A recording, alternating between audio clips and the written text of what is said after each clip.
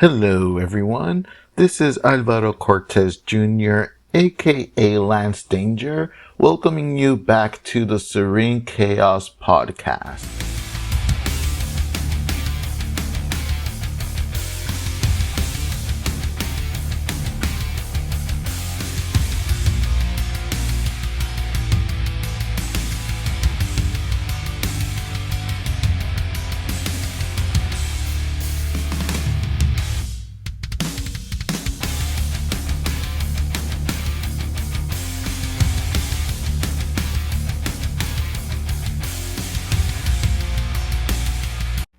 Thank you so much everyone for coming around for this second episode of the Serene Chaos podcast. As we mentioned before in the previous podcast, I wanted to kind of give a bit of an update of further books that I had been reading to either inspire me or to just help me get on this road of creativity. So I have 3 books that I want to add to those that I already spoke about. If you're curious to listen to what those books were, you can definitely give a listen to the original podcast of the original episode 1, which I will be linking either wherever the podcast is going to be uploaded, or if you visit my social media, like my Serene Chaos art page over at Facebook, it was going to be uploaded there. It's going to be uploaded on Twitter. Wherever I'm going to put this show, there will be a link for that original podcast and the original blog that inspired that episode with the list of the books and perhaps maybe where to get them as well. Same with these books. I'll probably list where you could get them as well and whatever author's notes I can put on. And before I get into the books, yes, the very quick reminder, I am a 15-year veteran now of webcomics and indie comic books, probably longer if you want to count zines, which I started like in 2002, which was the first time I got published actually.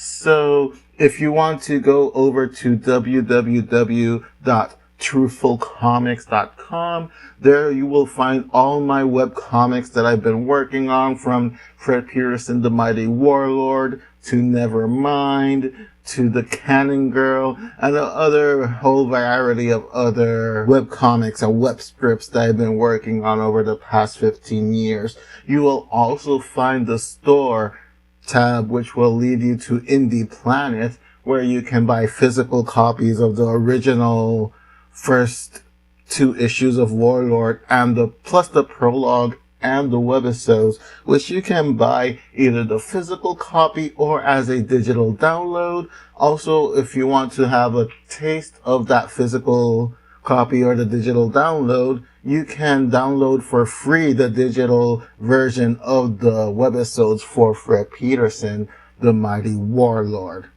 And also you're going to find stuff from my brother-in-arms, Manuel Carmona, with his project New Wave. Again, with the fantastic colorist Francisco Rivera. I helped him shape the story for issue number 1 and issue number 2 onwards. I'm pretty much the full-on writer for the series. So I hope you check out issues 1 and 2, also available at Indie Planet. As again, you can go to www.truthfulcomics.com to get all that good stuff. Also, if you want to check out all that stuff, plus my own personal thoughts and more personal blogs, you can go over to my own website, www.artofalvaro.com, and there you will find all that stuff, plus all of my personal thoughts on very different things as well.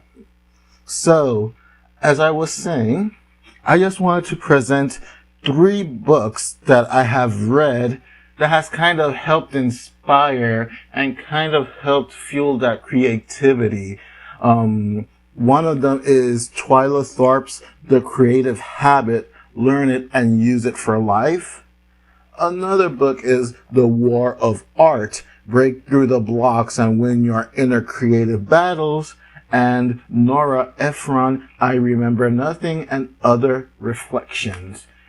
As with the other groups of books that I mentioned in that first podcast, they're all quite different from one another, even though at the end, most of them is mostly to help inspire you and to be more creative. In the Nora Ephron book itself, I'll get more into it in detail later, but it's kind of like her reflections on being in Hollywood, making her movies.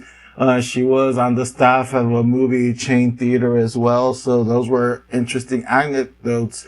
But it's her reflecting on her career and also giving advice to young filmmakers and screenwriters and whatnot. And that's what I really enjoyed about that book. And not many people know this, even though I have some references in Fred Peterson, The Mighty Warlord. I am a big Nora Ephron fan. Rest in peace, Nora Ephron. She made such great movies, either as a writer or as a director. I thoroughly enjoyed her work. So, with that out of the way, giving kind of like the context of what I'm going to talk about, let's talk about that first book, Twilight Tharp, The Creative Habit, Learn It and Use It for Life. Twilight Tharp, for those who don't know, she is a professional dancer. She is one of the more prolific and acclaimed professional dancers and choreographer as well. She has done many choreographies for music videos, for musical theater. She's done her own shows as well. Most famously, she did a show inspired by Billy Joel. She choreographed and produced that show Moving Out, which is a musical based on the music of Billy Joel. As they call it, is a jukebox musical, which means that it's a musical that uses actual songs from that artist as part of the storyline going into that show. And it's just amazing to kind of read her story and read her process in this book, because she is very straightforward. She gives some great advice. She actually gives a lot of great little mental creative exercises throughout the whole book that kind of jogs your mind and creativity. It's almost like a creative jump start. You know, it really kind of forces you to sit down and think for a little bit. And even though sometimes creativity can be born out of spontaneity, it is good to also to kind of have that, well, for lack of a better word, that habit, to be able to have that, to ensure that you're going to be consistently doing work. Because if you only wait until inspiration strikes, many times inspiration is a very fickle muse. The inspiration will come, it will leave, and then if you just wait for it to come back, before you realize it, it could be days or weeks or months or even years. And you'll just stay in the same place, sedentary, waiting for something to just come and move you to create again. And that's where a lot of times creativity just fizzles out and burns out and dies out, and you'll see people that'll have their comic books or that script, that manuscript hidden in a drawer or hidden in a forgotten section of a hard drive and never come out. And that really truly is a crime, to just have that world trapped there, if you understand what I mean. And I'm not trying to not be sympathetic. I've been like that myself sometimes, especially over the last few years where I've had a series of injuries that have shortened my time in doing creative things. It does frustrate you, and it does give you that bit of a block as well, that creative block, whether it's art block or writer's block. Sooner or later you'll get it, and I'm definitely on the train that does not think that art block is just being lazy or not being motivated enough to do it. There are many reasons behind someone getting art block or writing block. and usually it is all mental. It is all up there. And you have to kind of find a way to grind it out. Usually, at least in my case, when I have an art block or a writing block, I just take a bit of a break from what I'm doing, and I kind of start looking at things that inspires me. I'll put on a movie that I love, or an anime that I love, or maybe I'll play a little bit of video games that kind of get that thought process going, like, I'm feeling this scene. I kind of want to do something along the same lines. And before I know it, that creativity is coming back again. And other times when it's something like with comics, for example, when I'm doing my webcomic, when I've been able to physically do it, one thing that helps is to have like that habit of drawing, because if I wait for that inspiration to strike to have a 10 out of 10 fantastic page every single time, I'm just going to go crazy. I'm burnt out immediately. Like, you have to realize that sometimes there are going to be spaces where you probably don't even want to draw the thing at all, because things are happening in your personal life or whatnot that are kind of holding you back in that sense. But if you create that habit, almost like a working habit, that you sit down and you just start doing the artwork, eventually you'll find yourself drawing and forget that you're just working on it and you're just having fun. You just have to take it one line at a time, because if you start thinking in the macro, the micro just kind of disappears. And to me, personally, in my opinion, the micro is almost as important. It's not more important than the macro, because it's the little things that eventually helps you out to get that big picture out there. Without the little things, there really isn't a big picture. There's a goal and something you want to reach, but it's not going to be attainable if you don't do the little things that helps you get there. Or at least it's very, very few cases that you might actually get lucky or something and achieve something, one of your goals, without having to necessarily put a lot of work into it.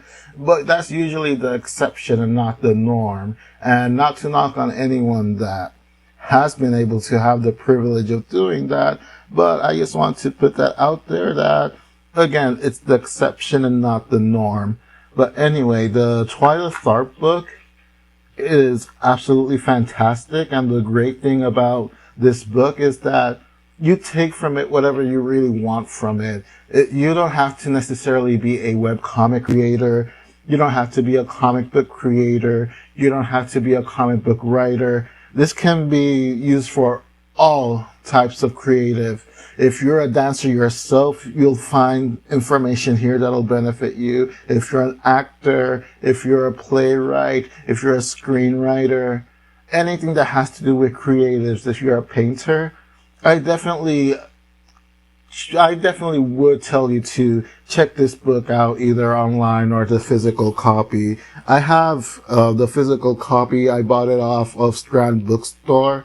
It was a random purchase. I think it had just come out, one of the latest volumes of it, or rather one of the latest printings of it. And I had heard the name Twilight Tharp before, and I'm always on the look for books that will kind of help me express myself better when it comes to being creative, and perhaps look at different points of view that could help me out as well, because I always try to have that open mind to be able to learn something new if there is something to learn out there. I think I mentioned it in the original podcast that we're never going to live long enough to learn everything that we want to learn. At least in my case, I know that there is so much in the world that I want to learn, and that I will likely not be able to learn everything I want to. But while I'm still here, I want to learn as much as possible. And this book is just fantastic to kind of help you, get jump started. As I said earlier, it's helps start getting you into the habit of doing a habit out of this. And if you're a freelance artist, if you have your own little art business or something like that, like for example, Etsy, or selling stuff online, or if you're like distributing it through other means, it's definitely a great book to read. Like, I just want to read like a couple of lines that I actually highlighted in the book because I just found it so interesting. Like, destiny quite often is a determined parent. And whether or not God has kissed your brow, you still have to work. Without learning and preparation, you won't know how to harness the power of that kiss. In order to be creative, you have to know how to prepare to be creative. And I think this book does a great job in doing just that, kind of helping you to get prepared to lay that groundwork, to do that creative stuff that you want to do. So once again, this is Twilight Tharp, The Creative Habit, Learn It and Use It for Life. Absolutely fantastic book. As it says on the bottom of the cover, at least in the printing that I have, it really is a practical guide for any creative endeavor that you might have. Now, the other book that I mentioned, The War of Art, Break Through the Blocks and Win Your Inner Creative Battles, this one is a bit of a different take in a sense, though it does encourage us getting into the habit of creating. This one is kind of a little more philosophical in nature. It's really a book that, aside from helping you start off on your creative journey, it's very introspective, and it's as much about your own inner journey as well as your creative journey. And that is something that I found absolutely profound and interesting in this book, especially that wordplay of the title itself, The War of Art. It's, of course, a play of word on the word on the famous book, The Art of War. So that is just a fantastic thing to start off with. And again, this is one of those deep cuts. This is one of these books that really, really makes you think. And it really hits you right in the face with a lot of stuff. Like, one of the things they talk about is resistance and fear, resistance and self-doubt. Yes, a lot of things that you kind of naturally resist. Resistance and criticism. And in book 2, or chapter 2, if you want to call it that, some of the titles is How to Be Miserable, and we're all pros already. So again, this is just a great, great book, especially if you're into like the more philosophical aspect into being creative. And if you're also kind of into like self-help motivational books, The Art of War by Stephen Pressfield is definitely a book that is going to make you reflect, reevaluate a lot of things that you may have thought you were, but probably weren't, because in my experience, that kind of what I went through as well when I read this book, and it really challenges you. It challenges you on a creative aspect, and it challenges you on a mental aspect as well. And that's what I really love about this book. If you're a creative, you definitely have to be mentally tough to an extent as well, because you are going to deal with a lot of criticism. You're going to be dealing with a lot of good criticism, but also you're going to be dealing with a lot of bad criticism as well. And you kind of have to filter out which one is which, because you definitely should always have your mind open to receive that good criticism, to be able to change things that you might not be doing too well that you thought you were doing it. And again, sit down, reflect, think about it, and if there's things that you can improve upon that, you can definitely take that as a chance to keep growing as an artist and as a person as well. And also learn how to take the bad criticism, which is, for example, if somebody just like says you suck for no other real reason rather than just because they wanted to write you suck. You know, you just have to like let that slide. It's not really important. Again, you just have to like mentally filter that out, because again, it's sad that someone will write something like, would take the time to look at your content and then take the time to actually be negative as well. Like, I could even accept you suck because, and then explain why they think you suck. I can respect that, because at least there's an explanation as to why. Because then I can like read it, and like I said, I'll just reflect, think about if it's a criticism that is valid or not, and if I can apply it to become better, then I can definitely use that to become better. Or if it's something that I think that I don't think really needs any more than just a quick think through on if I can do better, and if it's something that I don't have to like necessarily improve upon, then just take it as just another comment and, you know, just keep moving on, because you can't really dwell on comments, good or bad, to be honest, in my opinion. Take the good with the bad, filter out the ones that are kind of destructive, and move on, and your art will improve greatly because of that as well. And The War of Art, again, is a fantastic, fantastic book in my opinion. If you can get your hands on it, it really does again, you have to be mentally ready, because it will, as it says on the cover, one of the quotes from Esquire magazine, a vital gem, a kick in the ass, and it will kick you in the ass if you're not prepared, because it makes you confront yourself in many ways. And a book that can challenge you to not only become a better creative, but to, in a way, become a better person as well.